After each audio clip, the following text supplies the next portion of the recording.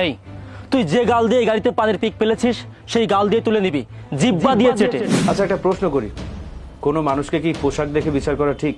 না স্যার। কোনো মানুষকে কি বিনা কারণে অপমান করা উচিত? না স্যার। তুমি আমাকে রাস্তার কামলা বলেছো, আমার জিভ দিয়ে তোমার গাড়িটা চেটে পরিষ্কার করে দিতে বলেছো। আমার এই প্রতিষ্ঠানে যারা চাকরি করে ক্ষমতার অপব্যবহার করার অধিকার তাদের নেই।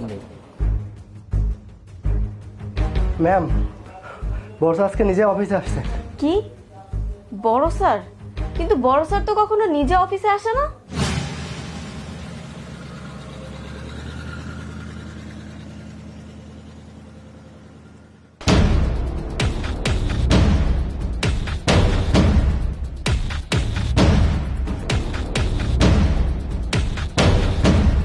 আসসালামু আলাইকুম স্যার। ওয়ালাইকুম আসসালাম। কি ব্যাপার, সবাই বাইরে কেন? আমার এগুলো পছন্দ না, ভিতরে চলুন। হ্যাঁ চলুন, নাহলে দেরি হয়ে যাবে।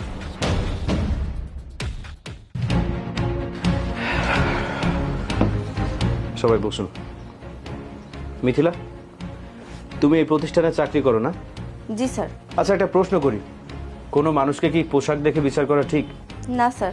কোনো মানুষকে কি বিনা কারণে অপমান করা উচিত? না স্যার। তুমি আমাকে রাস্তার কামলা বলেছো, আমার জিভ দিয়ে তোমার গাড়িটা চেটে পরিষ্কার করে দিতে বলেছো, গরিব ফকির বলে অপমান করেছো। আমি তোমাকে কিচ্ছু বলিনি, কারণ আমি দেখতে চেয়েছিলাম তুমি কতটা নিচে নামতে পারো। আমার এই প্রতিষ্ঠানে যারা চাকরি করে ক্ষমতার অপব্যবহার করার অধিকার তাদের নেই। তোমার পরিবারে কে কে আছেন? আমি আর আমার ভাইয়া ছাড়া আর কেউ নেই। তোমার ভাইয়া কি করেন? আমার ভাইয়া একজন ব্যবসায়ী, এই শহরের সবাই ভাইয়াকে চেনে।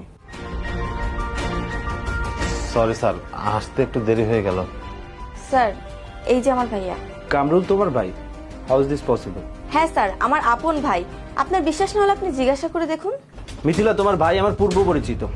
আমি যতটুকু জানি সে সৎ এবং পরিশ্রমী একজন মানুষ। সে একসময় ভ্যান চালাতো, তার সততা আর পরিশ্রমের কারণে আজকে এই পজিশনটা অ্যাচিভ করতে পেরেছে। তুমি তার বোন হয়ে এত বড় একটা নিচু কাজ কিভাবে করতে পারলে? তোমার বিষয়ে আমি অনেক খোঁজ খবর নিয়েছি, যেটা জানতে পেরেছি সেটা হচ্ছে তুমি আগে একসময় খুব নিরহংকারী মানুষ ছিলে, সৎ ছিলে, ভদ্র ছিলে, কিন্তু এখন টাকার অহংকারে তুমি মানুষকে মানুষ বলে মনে করছো না। এই সমাজে তোমার মতো কিছু মানুষ আছে যারা একবার টাকা পয়সা পেয়ে গেলে, একবার বড় পজিশন অ্যাচিভ করতে পারলে পিছনের দিনগুলো সব ভুলে যায়, মানে তার শিকড়টা ভুলে যায়। টাকা এমন একটা জিনিস, টাকা না থাকলে যেমন মানুষের খুব সমস্যা, আবার বেশি টাকা হয়ে গেলেও মানুষের সমস্যা। বেশি টাকায় মানুষকে খারাপ বানিয়ে ফেলে। তোমার ক্ষেত্রে সেটাই হয়েছে। অতীতে তোমার ভাই যখন ভ্যান চালাতো, দিন এনে সংসার চালাতো, তখন তুমি খুবই ভদ্র একজন মানুষ ছিলে। কিন্তু যখন তোমার ভাই একটা চাকরি পেলো, তোমাকে একটা চাকরি ধরিয়ে দিল, তখন তুমি আর মানুষকে মানুষ বলে মনে করছো না, পিছনের দিন সবগুলো ভুলে গেছো। এত অহংকার তোমার মধ্যে হয়েছে। তোমার মতো কিছু মানুষ আছে যাদের স্বভাব কি জানো, একটু বড় হয়ে গেলে সবকিছু ছোট করে দেখে, আর টাকা পয়সা থাকলে পাখা না থাকলেও আকাশে ওড়া শুরু করে।